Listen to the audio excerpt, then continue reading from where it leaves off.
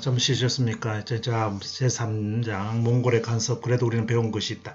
우리가 이제 몽고 침략을 받고 엄청난 고생을 당했어요. 한 해에 뭐 한 20만 명씩 끌려가고, 이건 정말 말로 못할 막그 춘천 같은 경우에는 2만 명의 그 주민들이 다 죽고요. 다 처형당하고, 개, 소, 말까지 다 죽고, 이런 상황에서 이 너무 참혹한 상황이었죠.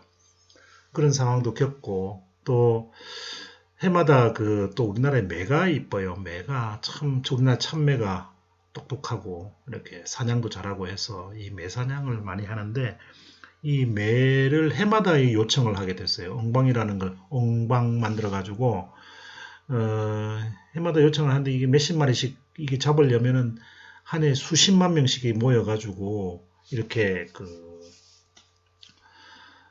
모여가지고 매를 잡아야 돼요. 그 10만 명이 모여야 한 마리 잡을까 말까 이런데, 그걸 몇십 마리씩 잡으러 내가지고 보내라 그러니 이 고려로서는 너무너무 힘들었죠.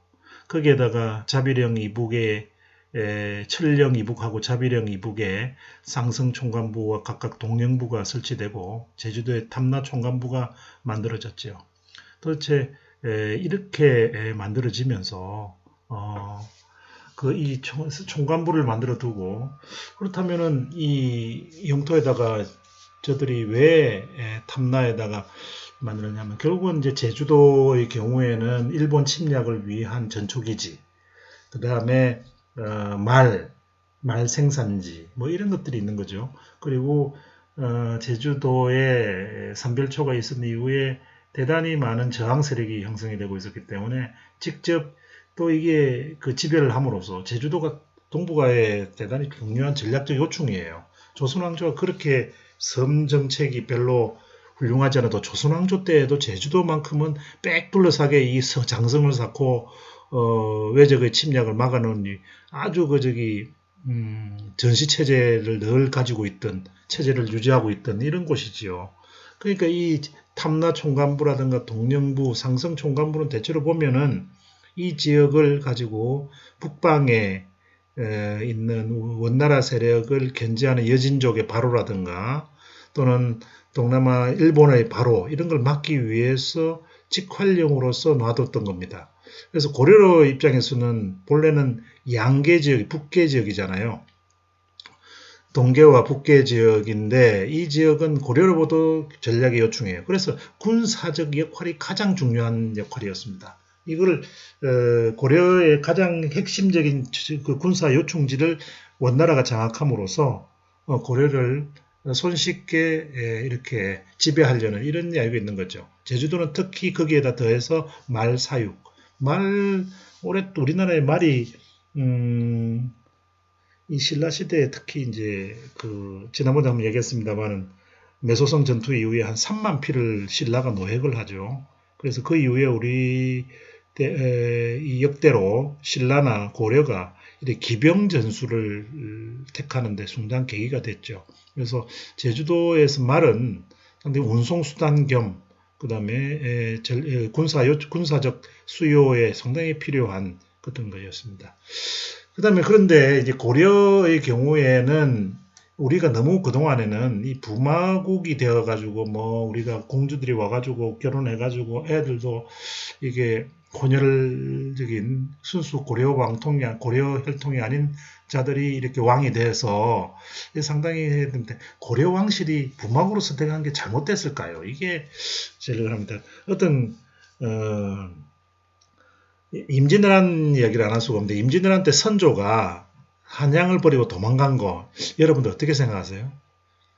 많은 사람들은 아니 왕이 무슨 수도를 버리고 도망가냐.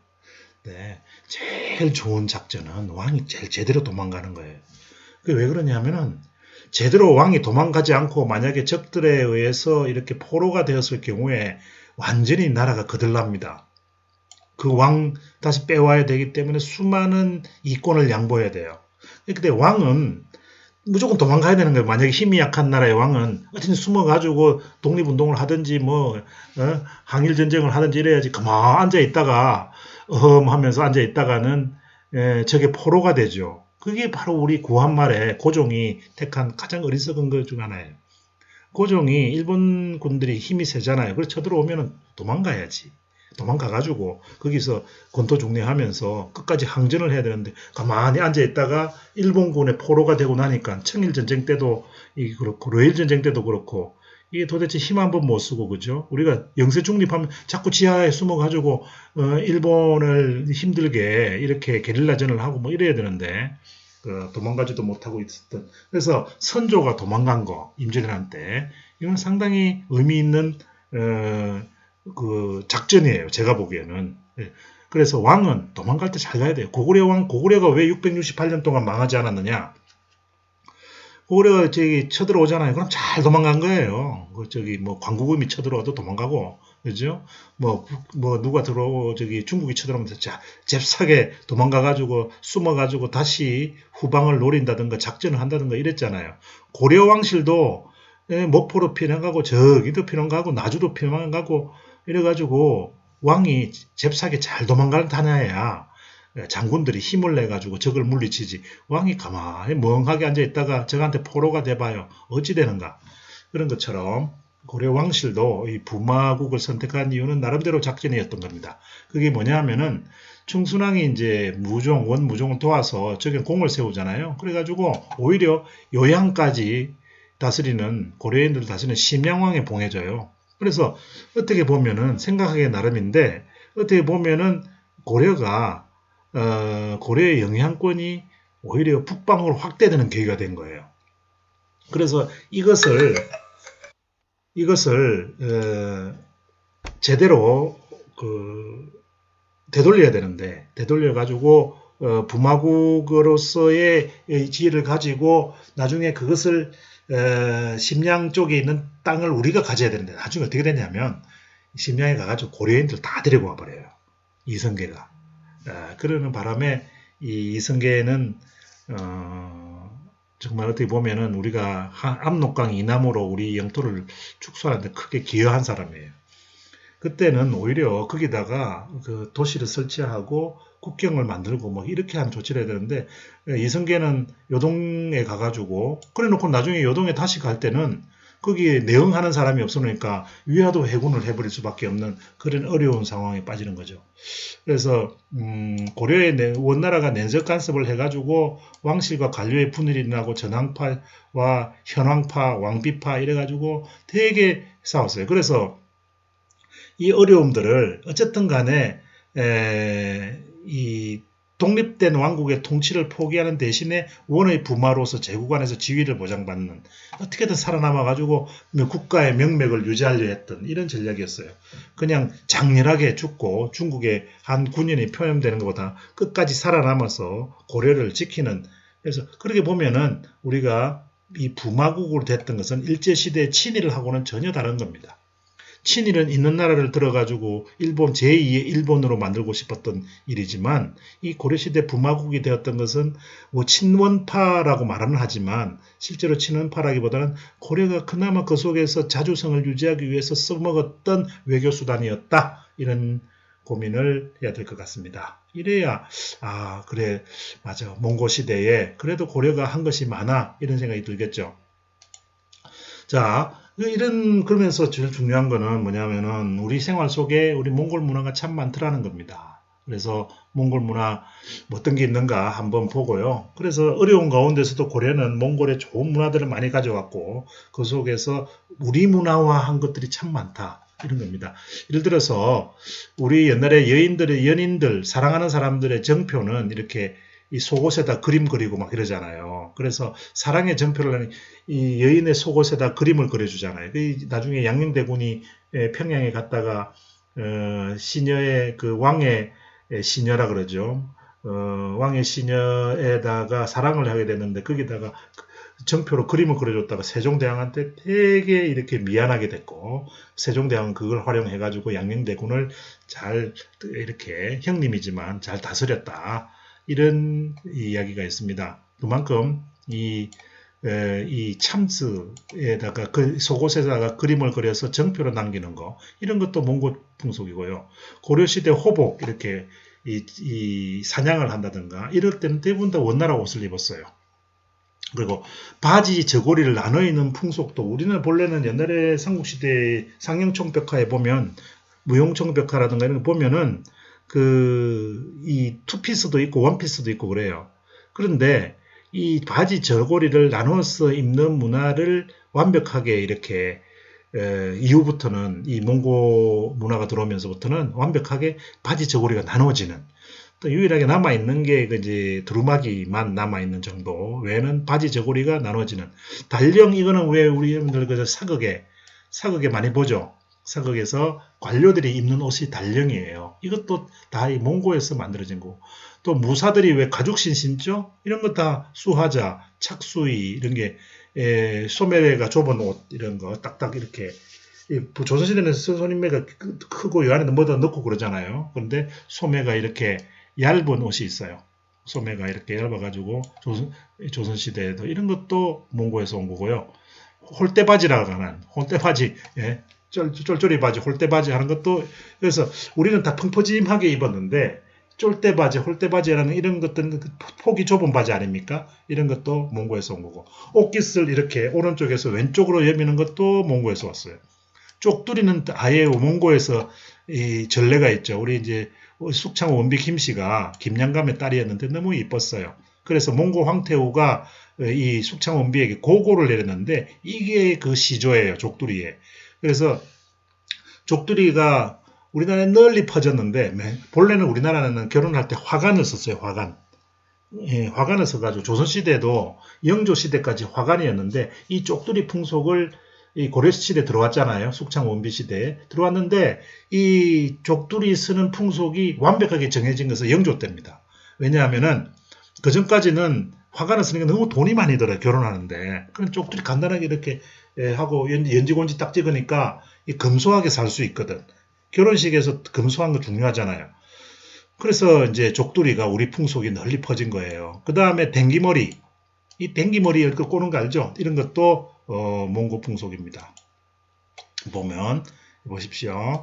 이게 색동저고리 있잖아요. 이렇게 여기 색동저고리 이렇게 있고 그 여기 뒤에 지금 머리 이렇게 따가지고 있죠. 이것 다 몽고 풍속이에요.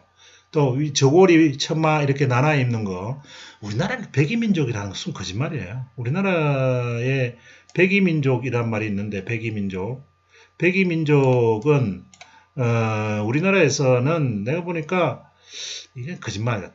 우리나라 사람은 대부분 보면 이렇게 연분홍 치마를 되게 연분홍 치마가 봄바람에 그런 노래도 있잖아요.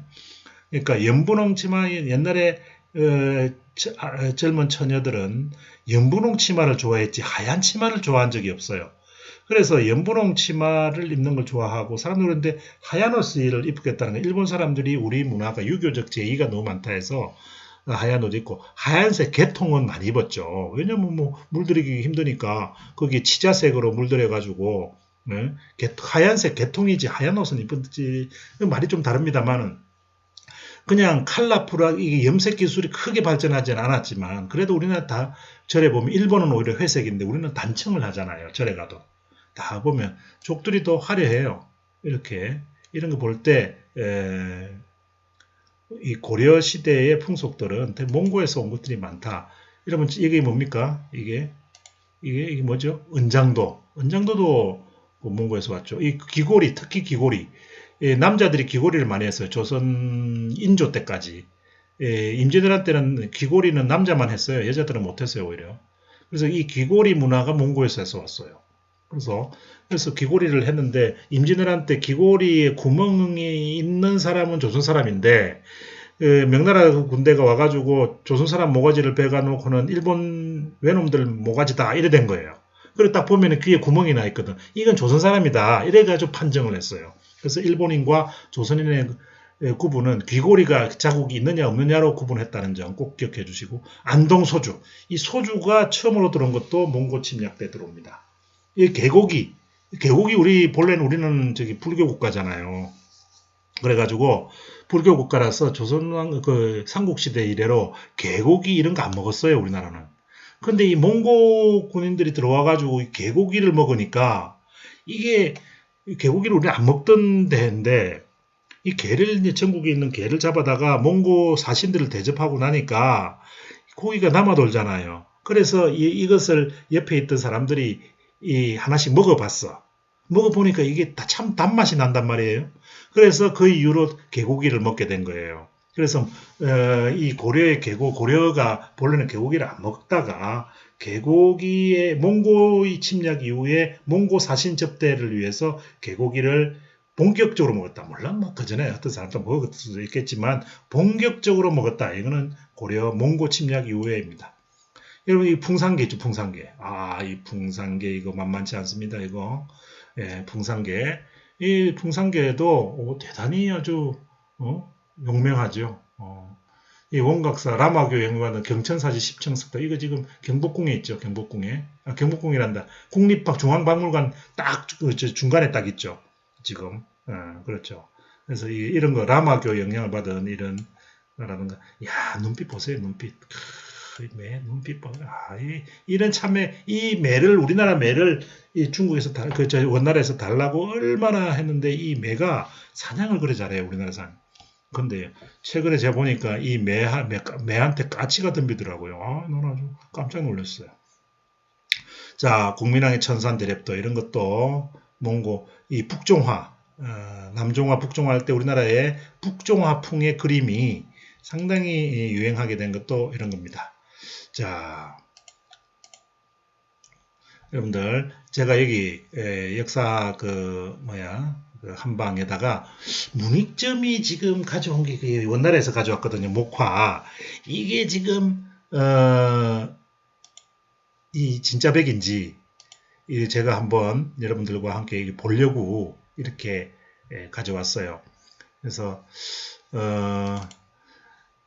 꼭 한번 이거 제가 이렇게 첨부를 같이 해놓을게요. 같이 해놓을 테니까 한번 꼭 보시고 이렇게 했으면 좋겠어요. 다음. 자, 그래서 몽골 문화는 전통의 오염인가 문화의 복합인가. 그래서 개방적인 원나라의 영향으로 우리나라 문화가 새로운 가능성을 열었던 거예요. 이제 세계화되죠. 우리가 코리아라고 하는 게 이때 원나라 덕분에 이 코리아가 된 거예요. 왜냐하면 원나라가 세계 제국이니까 세계 제국에 편성해가지고 우리가 능동적으로 이렇게 삶을 살았던 거예요. 일제시대에는 일본 사람들이 와가지고 우리를 압제를 하고 자기들 다 빼먹었잖아. 근데 이 당시에는 우리가 원나라에다가 먼저 적극적으로 이렇게 빌붙어가지고 거기에 좋은 거 있으면 받아들이고 해서 결국은 우리 거로 만들었던 거예요. 그래서 고려의 자주화를 위한 굴욕을 참아냈던 시절이고 일제시대 친일파들은 있는 나라도 팔아먹었던 그런 거죠. 그 차이가 있는 겁니다. 그래서 원과의 단일 경제권 형성, 원과 하면서 세계화가 되었고 고려종이, 고려인삼, 우리나라의 이 코리아라는 이름이 나온 거하고 고려종이, 인삼 이런 것들이 전 세계에 각광을 지금도 우리나라가 종이가 가장 각광을 받아요. 고려 인삼은 지금도 유명하죠. 이때 만들어져 가지고 전 세계에 그러니까 이 고려 종이에 글 한번 써보는 게 이게 유럽에서도 코리아산 종이를 가지고 이 성경책을 이렇게 찍어내는 게 그 당시 그렇게 영광이었다는, 그래서 코리아 이름이 떨어진 거예요. 그래서 이 유럽 사람들 인쇄술은 그쪽이 발전했지만 물론 우리도 금속 활자가 있었습니다만 오히려 종이가 전 세계적으로 상당히 유명했다. 이런 거 꼭 기억해 좀 바랍니다. 고려 문화 중에서 중국에 유행한 것이 많죠. 또 그죠? 고려 문화 중에서 중국에서 어떤 것이 유행을 했을까요? 자, 이 고려양이라 그러죠. 몽고풍, 고려양 이래가지고 고려의 다양한 이런 것들이 뭐가 있을까 한 번씩 한번 찾아보기 바랍니다. 그 원나라에 전래되었던 우리 문화 어떤 것이 있을까요? 이런 거 한번 꼭 기억해 주시기 바랍니다. 자, 앞서 시간을 내가 아주 그냥 길게 했기 때문에 두 번째 차시는 좀 짧게 하겠습니다. 자, 정몽주는 충신인가 혁명가인가? 제가 우리 이 항목이 뭐예요? 꿈과 좌절이죠. 우리가 충신이라고 했던 사람은 알고 보니까 충신으로 만들어진 것이고, 우리가 반란군이라고 생각했던 것은 또 반란군으로 만들어진 거예요. 제일 슬픈 것은 그들의 본래 마음은 무엇이었고 그들이 꿈꾸던 것이 무엇이었는가에 대해서 알아내는 거였는데 알아내기에는 너무나도 기존 자료가 너무나 부족해요. 그렇기 때문에 더 많은 연구가 되어야 되고 더 많은 고민이 있어야 돼요. 그러니까 여러분들이 눈에 보이는 것이 다 진실이 아니다는 것 최소한 우리 수업에서 느꼈으면 좋겠어. 역사 공부하고 철학 공부하는 것 이게 뭐냐 하면은 현상적으로 드러나는 것들이 결국은 그죠? 그 모든 것을 지배하는 것 같지만 그 본질을 더욱더 도탑게 알아야 한다. 그 점을 중시하는 겁니다. 그래서 정몽주는 우리는 다 충신인 줄 알고 있어요. 근데 사실은 알고 보면 위화도 해군에서 정몽주가 오히려 참모였어요. 그러니까 고려에 반역하는 쿠데타를 일으킨 최영 장군의 쿠데타를 일으켰던 이성계의 쿠데타 위화도 해군에서 정몽주는 이성계 편이었어요. 그런 사람을 보고 어떻게 충신이라고 할 수 있겠습니까? 우리는 정몽주 하면 늘 충신이죠. 이 몸이 죽고 100번 고쳐주고 백골이 진토되어 넋이라도 있고 없고 니명한 일편단심이야 가실줄이 있으랴 뭐 이런 시조가 있잖아요. 그래서 늘 우리는 정몽주는 충신이라고 했지만 실제로 위화도 해군의 주역은 바로 정몽주였던 겁니다.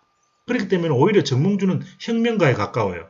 그러면 충신과 혁명가는 어떻게 공존할 수 있을까요? 바로 이게 역사의 아이러니입니다. 우리가 정몽주를 충신으로 보고 싶었던 사람들은 바로 조선 초기의 살인파들이었어요. 그래서 이 정몽주가 비운해 죽었던 것은 이방원을 중심으로 하는 이 훈구 세력들이 권력을 잡고 조선 초기까지 있었기 때문에 이 훈구 세력을 제거하기 위해서는 이방원 계열을 저항했던 이방원에 저항했던 정몽주 계열이 바로 정통이다. 그래서 살인파들은 이 정몽주를 충신으로 만들어 갔던 겁니다. 그들의 입장에 그들의 이해관계 그들의 권력 쟁탈에 도움이 되기 위해서 정몽주를 충신으로 만들어 갔던 거예요. 그러면 정몽주의 본래 모습은 무엇이었을까요? 정몽주는 혁명가인가요? 충신인가요? 제가 보기에는 정몽주는 개혁가예요. 개혁가이지만은 그러면서도 고려를 완전히 뒤엎을 생각이 없는 개량적 개혁가였다.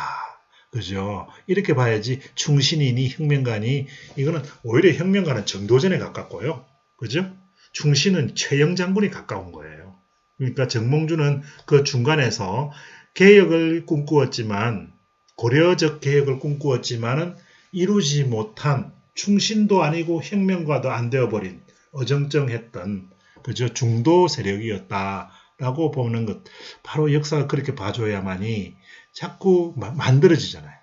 과거를 통해서 정몽주를 자꾸 충신으로 만들어가지고 오늘날도 충군 애국주의를 고양하려 한다든가 정몽주는 혁명가로 만들어가지고 조선왕조의 개창을 정당화하려 한다든가 뭐 이런 이데올로기적인 이해를 가지고 보게 되면은 정몽주가 보이지 않는다는 이야기 꼭 기억해 주기 바랍니다. 자, 절의 정신은 부정부패와 반대의 정신이지. 이게 다시 반대하는 정신이지 그저 왕에게 충성하는 정신이 아니다라는 겁니다. 자, 그런 면에서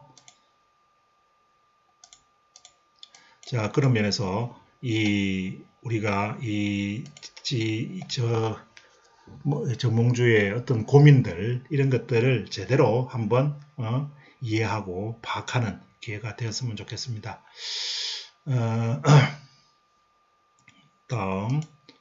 다음은 이제 요약입니다. 여러분들 한번 쭉 보시고 이 공유의 좌절부터 제가 쭉 해서 제가 한번 써놨어요. 그래서 여러분 한번 보시고 확인해 주시기 바랍니다.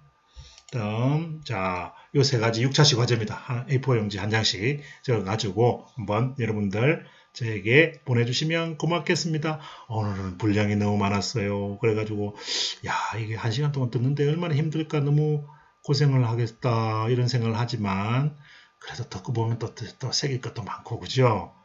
제가 할 말이 많다는 것은 여러분들 가르쳐주고 싶은 게 많다는 거 아니겠어요? 그러니까 조금 길고 힘들더라도 잘 들어보면 새길 게 참 많다 그런 생각 가져주길 바랍니다.